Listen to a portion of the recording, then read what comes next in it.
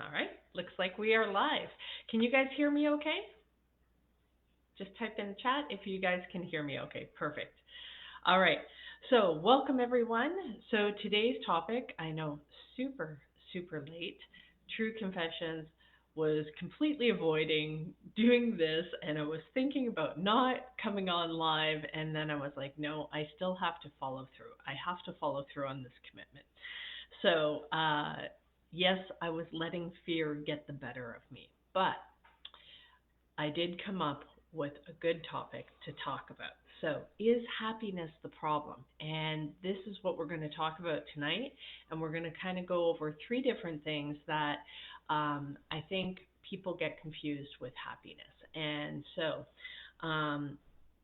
for those of you who are first joining me and this is your first time seeing my channel, my name is Tina. I'm a happiness coach and I help people with feelings of anxiety and depression and frustration and anger and fear and all of those kind of things and help them move to a happier place. And I do this by sharing my own personal experience, strength, and hope.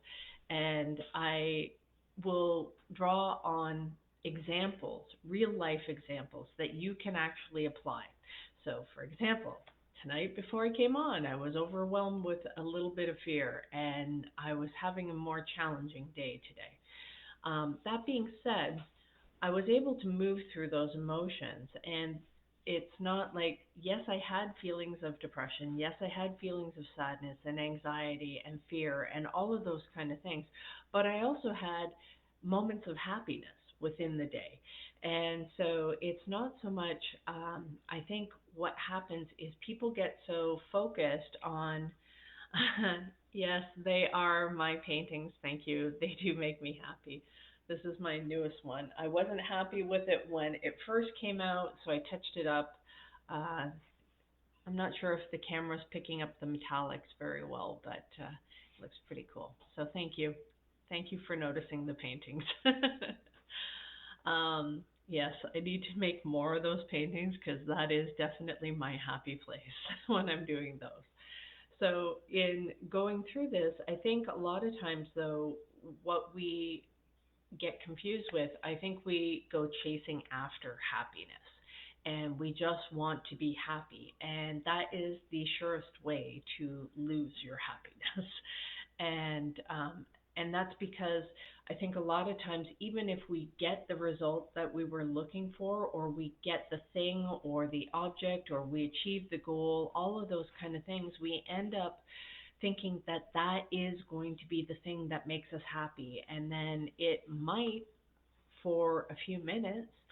And it's kind of like, have you guys ever gone to a conference, right? Maybe you have to travel, you have to go to the conference, and you're looking forward to it, and you're looking forward to seeing the people, and there's all kinds of challenges that come up, whether it's, problems with the flight or the hotel room or luggage or somebody on the plane with you, whatever it is. There's always little annoyances that happen along the way for the journey. And then maybe you go to the event and it's amazing and you feel excited and you're all hyped up and everything. But then after you come home within a day or two, you have like this like letdown that ends up happening, right? So it's like, was it the event that made you happy, or was it the perception of what the event was going to do for you, the belief of what was going to happen? And oftentimes reality doesn't match what we imagine, right? So sometimes, and especially if you're a little bit more like me, I have a friggin' wild imagination. Sometimes I even scare myself with how crazy my mind gets sometimes, especially when I go down the overthinking track. And it gets a little wild. So, not gonna lie, I should probably be writing books or something or movies. Uh-huh. Exactly. So it's when you go chasing after happiness and you think this is going to be the thing that, and I think it's the misconception that we believe that this one thing, we put too much emphasis on this one thing, that it is going to not only come in and make us happy, but it's going to keep us happy. And the thing, that's where we end up having the wrong expectations, right? And so that is the second thing, is it's our expectations of what is going to make us happy. And I have found that there is a lot of things that can influence your expectations. And expectations are premeditated resentments. So a lot of times we will get let down, we will fall short. And well, no, it's not so much set the bar low to be happy, but it's I always very much believe in striving for excellence in everything that you do. And so this isn't setting the bar low, but it is setting the bar to adjust to the reality that you're in. And you can be miserable that it's not the way that you want it, or you can focus on, instead of chasing happiness, chase the actions that will move you in the right direction. And it's the movement of going in the right direction that will actually make you happy, not the actual goal or achievement and those kind of things. Yes, you want to be able to do that, but it's the movement of going in the right direction and going in a direction that allows you to feel like you are being productive, that you are being useful, that you can actually do it, right? Because the thing is when you feel you can't do it, that will lead to sadness, that will lead to depression, that will lead to anxiety, all of those kind of more negative feelings. But when you focus on the actions that you can actually take in where you're at, so it's more adjusted to the current reality, um, but keeping your eye on what it is that you're striving for, and always working towards striving for excellence rather than, so I don't really like the perception of, oh, you just have to lower your expectations. No, no, no, no. No, you still want what is best for you. You still want what is best for those around you, whether it's a personal relationship or a professional one in your work, your career, your customers, your employees, any of that kind of stuff. You want to make sure that you are always striving for excellence in that, not perfection, not perfection, because first of all, get five people in a room and tell them to give you a definition of what they see as perfect. And I can promise you, everybody's definition of what is perfect is going to change. And I'm sure even your own perception of what is perfect will change over time. So it's a matter of striving for excellence. It's like, okay, so this was the best that we could do for today. All right, so what can we do to be better for tomorrow? And sometimes um, what will help you become better is taking a few steps back. And everybody always wants to focus on that forward progression, but it's that falling backwards, or taking those few steps back. And I had a friend of mine that used to always talk about this of, sometimes you need to take a few steps back in order to clear that next hurdle, right? So don't be afraid that if sometimes that you are feeling like you are being pulled backwards, that is part of the process. It's like, think of it like you're going to be slingshot to the next level, right? Kind of thing. So, and I find that that is also a reoccurring pattern, that we'll have setbacks, we'll have um, obstacles that come up or challenges that just before we're about to hit a new level. And if we try to chase it or fight with it or argue with it, like try to get it to go the way that we want, sometimes it's taking that step back that gives us that clarity, that objectivity, that perspective that we need in order to shift of what it is that we're thinking about the situation. So it's oftentimes our expectations. So think about when you start a brand new job and you're so excited, you finally got the job, you won, you are showing up, you're so excited for the first day, you're putting in your best effort, everybody around you is so nice and welcoming and all those kind of things. And then how do you feel a year afterwards? How do you feel 2 years afterwards? How do you feel 5 years afterwards? I can promise you it's not going to feel as same or 11 years, right? Yeah, it's the happiness, but is it really the happiness or is it more the perspective? Because if imagine if you had no income, no job, none of that stuff, and you were like and on your last dollar kind of thing.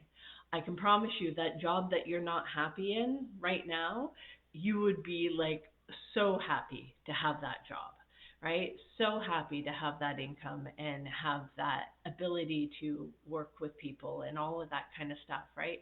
So it's a shift in our perspective is what creates the miracle of happiness, right? And I remember I think I read this in Marianne Williamson's book, Return to Love, and she talked about how she was doing a bit of a like a an administrative job, and it was kind of mundane and boring and repetitive, and she found that instead, like, that's what she had to do at the time. And yes, she could be miserable and hate that, oh, I deserve to be in a better job, and why am I doing this, and I don't want to be doing this. She could be focusing on that, and that is like fear and lack mentality rather than kind of embracing the zen of it. And so I remember when I was starting my early healing journey, I started to, I was in a job that I had been in for probably about, I don't know, five, 5, 6, 7 years. So it was pretty repetitive. I understood what I needed to do. It didn't take a lot of thought and effort. It was the same old, right? Day in, day out kind of thing, right? So there wasn't anything new, wasn't anything challenging or exciting. It was just the same repetitive data entry of orders into the system and then, answering phone calls and stuff like that. And so when I realized I actually ended up having a whole lot of gratitude, it's because I shifted my perspective from this job's boring, I need something more challenging, all of that kind of stuff, to, you know what, I'm glad I can come in and I don't have to be too stressed, and I can just perform the duties that I need to do, and I can go home at the end of the day, because at that time I needed a lot of emotional bandwidth to go through the healing journey and to process what I was going through. I was dealing with a lot of childhood trauma, sexual abuse, all of those kind of things. And so that kind of emotional work can be really tiring, right? And so I ended up shifting my perspective to being grateful that I had a job that allowed me a steady foundation that I didn't have to put too much mental or emotional bandwidth into at the time, because that's what I needed. And then once I kind of made it through that healing journey, I was catapulted into a new role. And trust me, I had all kinds of excitement, all kinds of challenges, and all kinds of growth opportunities. But if I hadn't have taken those steps back, if I hadn't enjoyed that lull in the growth period, um, I wouldn't have been able to grow as fast as I did in that new company, because when I joined that company, there were all kinds of challenges. They were under fire. They were hiring people like left, right, and center, just trying to keep up with all the changes. And I got promoted 3 times in like a very short time span. So that was really great growth opportunity. I grew a lot in that company, and because of the experiences that I had there, I was able to get another job at a higher position, higher salary, and all that kind of stuff in a new company that actually specifically said that they didn't want anybody from the company that I was from, but because I had built a good reputation, they allowed me to come through. So that was something that was good. So it's a matter of adjusting the expectations, right? So in fact, the whole reason why I ended up leaving that company is because things slowed down so much that it became so steady and boring. And then I jumped to a new opportunity. But I wasn't doing healing work at that time. So that was that was important. So if you are doing healing work, adjust your expectations so that you allow yourself more grace, especially if you're a high achiever, high performer. It can be really hard for us to slow down. We are probably like the worst patients. We don't want to sit, we don't want to relax, we always want to do. And even on our lowest days, it's usually, um, you know, some other people's hardworking days, and we're like beating ourselves up because we're not at top notch performance, right? So, and I know I went a little bit crazy back in 2021 where I was working like three jobs. So, um, but those were good growth periods as well, right? And the last couple of years have been a little bit more healing journey. So that has been definitely a shift in perspective, right? And you can either choose to focus on things not being the way they want, not being the way that you want them, and being angry and miserable and depressed and sad and angry about that. And when I talk about those things, please don't get me wrong. I'm not talking about um, the fact that you feel those feelings. It's when you get stuck in those feelings, you're not able to move through those. That's when it becomes a problem. Any emotions that you get stuck in, even happiness, it can be a problem because think of it. It's like there's been times where I've gone and I've made decisions when I'm in a happy place and everything, and I didn't think through, and I'm all excited and I say yes to something, and I'm like, oh shit, no, I should have said no to that, right? So being able to understand that even being stuck in happiness would be weird, right? That if you never felt any other emotion, that would just be weird and nobody would trust you. Because as it is, most people don't even trust people that are happy. It's like, what's wrong with you? Did you drink the Kool-Aid? Right?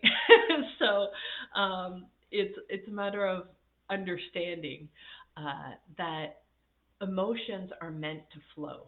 You're not supposed to stay stuck in any one given emotion, and it's a matter of being able to allow yourself to feel them to the fullest ability so that you can move through them in a faster way.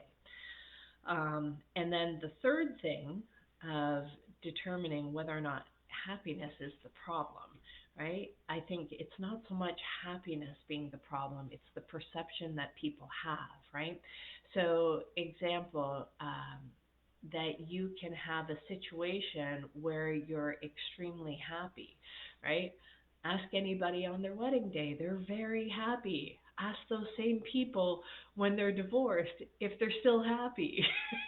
No, right? Things have happened, things have changed. Sometimes you get new information, you get different awarenesses, you grow apart, you whatever.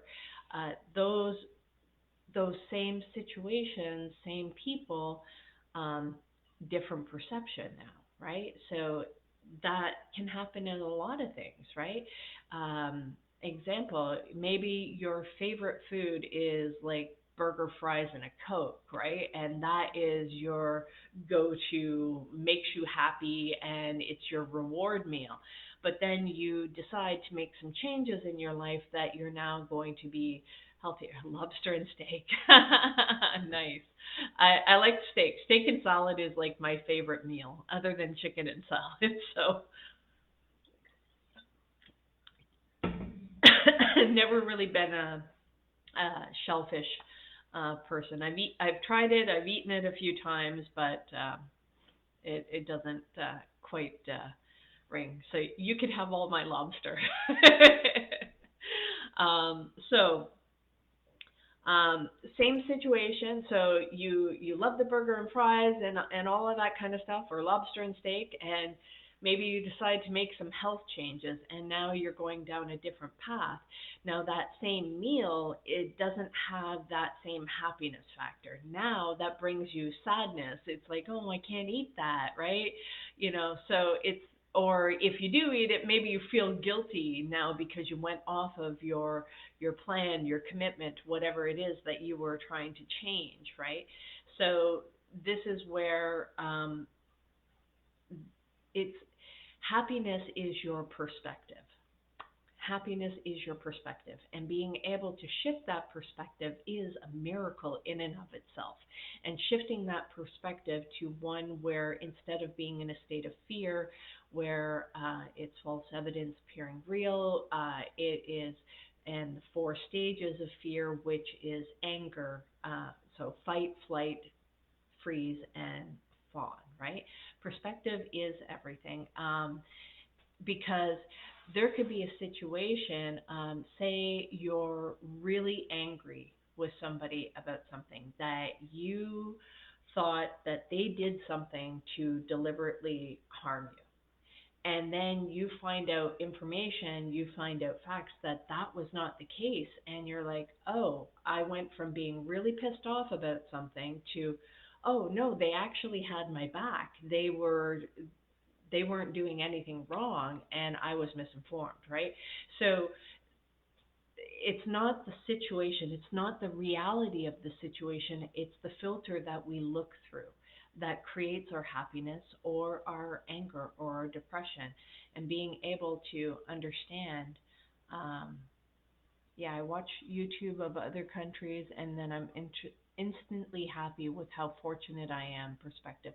Yeah, exactly, right? I think I was watching something today of the fact that, like, showers weren't invented, like, when, so I shower every day and I like hot showers. So it's like, oh, okay, not that long ago that wasn't a thing to be able to have a hot shower every day. That was an extreme luxury to be able to do that. And now we take for granted things that are everyday items for us, right?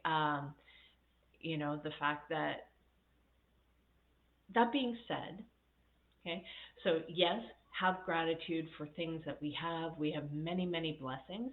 At the same time, be able to, yeah, exactly, right? Bathing once a month. Oh my God, I can't even go. No. See, I'm a spoiled little princess when it comes to that kind of stuff. Being able to shower every day. Oh, yeah. If I go more than 24 hours, I just feel gross. I can't.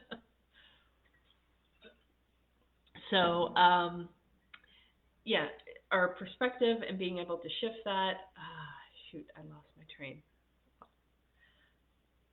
Oh, yes, we were talking about, so the gratitude, the reasons to be happy. So, yes, we can have those reasons to be happy and everything. Um, but at the same time, we also want to still don't use gratitude as a weapon. And what I mean by that is don't be like discounting how you're actually feeling if you're having some challenges, um, by saying, oh, I should just be grateful. Because I got that a lot in the abusive home that I grew up in. And there was comparison as a way to invalidate. So we didn't have it so bad because the other family down the hallway in the apartment building, they had it way worse. And at least, you know, we weren't getting punched in the face like that family was, but it didn't involve, like, that kind of escalated abuse made our abuse better, right? So it was like, no, wait a minute here. So you need to still be able to acknowledge your feelings and allow your feelings, because everybody has the ability to compare. Some people have things better, some people have things worse. And the other thing that we need to watch out for is oftentimes what ends up happening is we compare our internal feelings to other people's exteriors. Oh, thank you so much, Skiddy Doo. Thank you for the gift. Appreciate you. So we often will compare our insides to other people's outsides. So, and the thing is think about it. We all, when we show up, when we're with other people, some people will call it masking, but I think it's oftentimes we put our best versions forth, right? We give that to other people. We present ourselves correctly. As best as we can, right? Especially in a business or a professional environment, you always want to put that best foot forward. However, we can get stuck in thinking that, oh, everybody else has got it all together and I'm the only one that has these emotional challenges. I'm the only one that feels inadequate. I'm the only one that feels sad or depressed, or I'm the only one that occasionally has suicidal thoughts. And it's like, no, being able to understand where these emotions come from and what thoughts they're tied to and how to dig through those and be able to see where the sources are and be able to shift those perspectives, and being able to do that all the way along helps us break those chains that hold us back, that keep us stuck, that keep us in a state of unhappiness.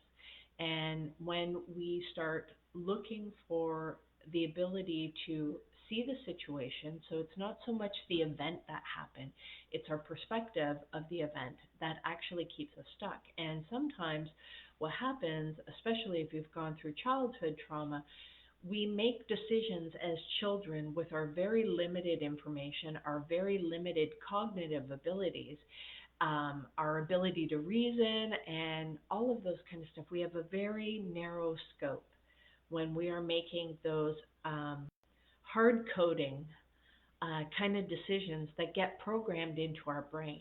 So part of the healing journey is going back and rewriting that code and deciding, is that code still useful, or do we need to rip that out and rewrite it? And being able to do that, and the longer you wait on this process, the harder it is.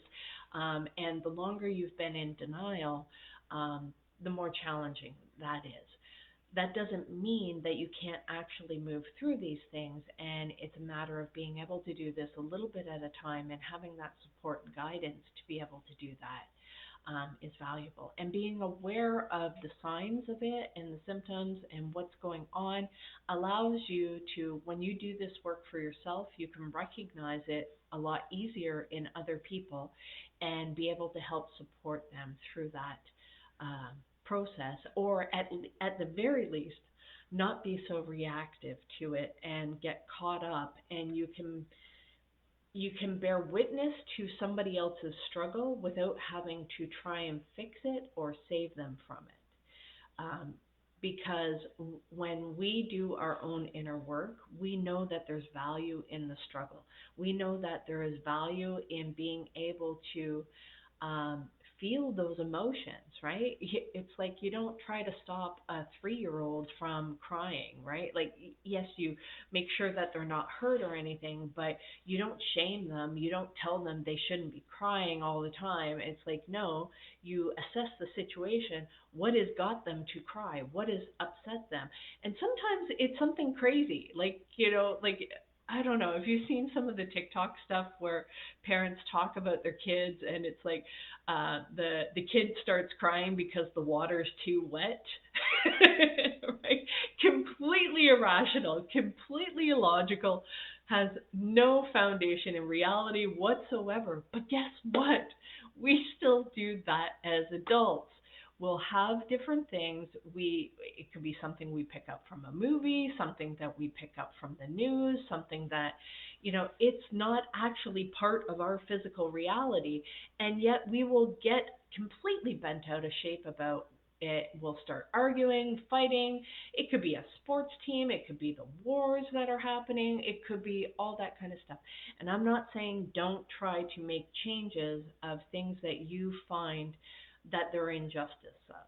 But to sit and rant and rave and bitch and complain and point out all the things that other people are doing wrong and not actually be able to take some definitive action to change those things, then you're just in this complete delusion, right? You're not actually fixing anything. But when we do, and in fact, it's usually a tool to avoid how you're actually feeling.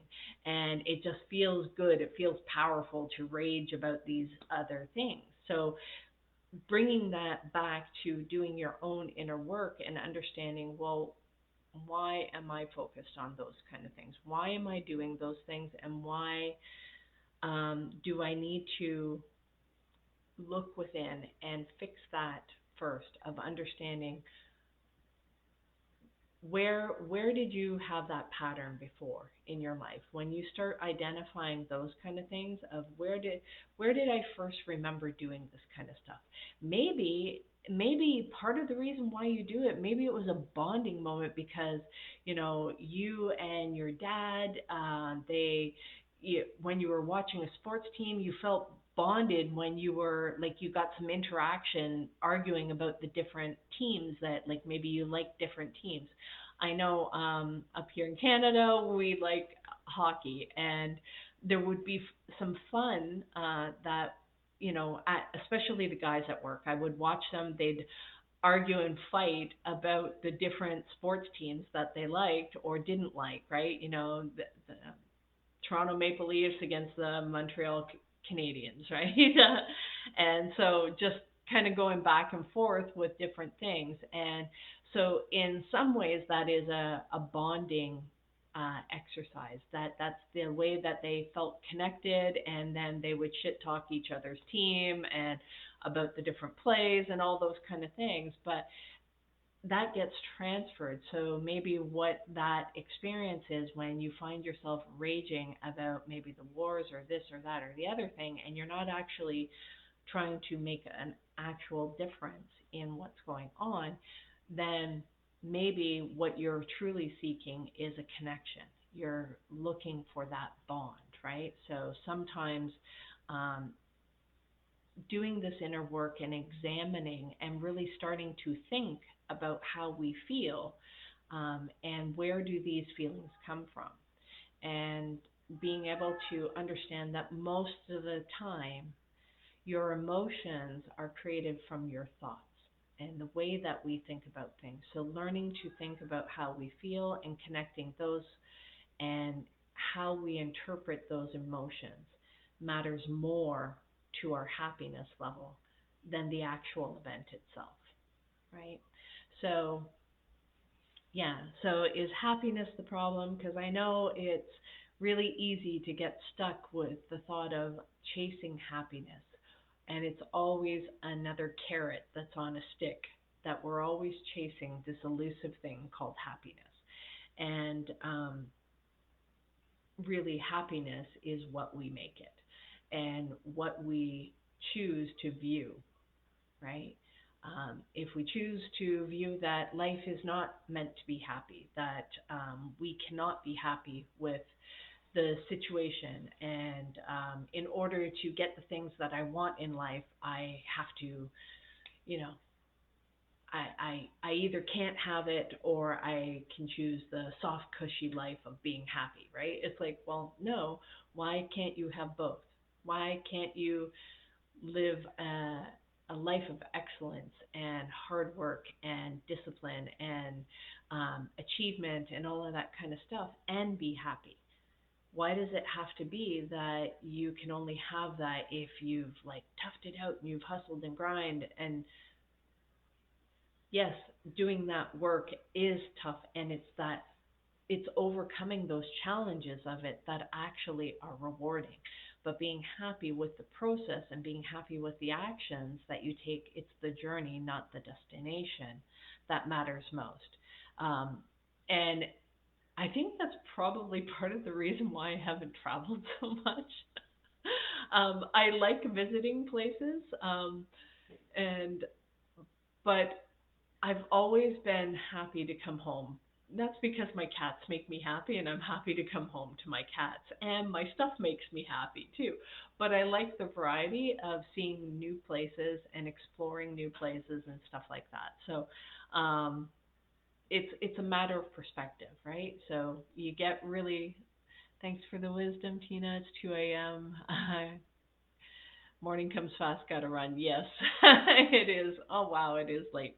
All right, so I think I am going to wrap that up. Thanks for the reminder, Skitty you, and thanks for coming up, and thanks for the gifts. I appreciate you. So guys, for those of you that don't know, I do have a YouTube channel, Coach Tina B 125. Go over there, click on the subscribe button, and you will get notified when I've uploaded the replays to the YouTube channel. And the artwork, if you like that, there's links there of where you can purchase the artwork as well if you wanted it. Anything from like a fridge magnet to notebooks to clothing, all that kind of stuff. So cool. Thank you so much again, guys. I'm glad I pushed forward and I came on and I still did my live even though I was wanting to avoid it. So it's in taking that action. Hey, look, I'm happy. So with that, guys, have a great night and we'll see you again tomorrow. Bye.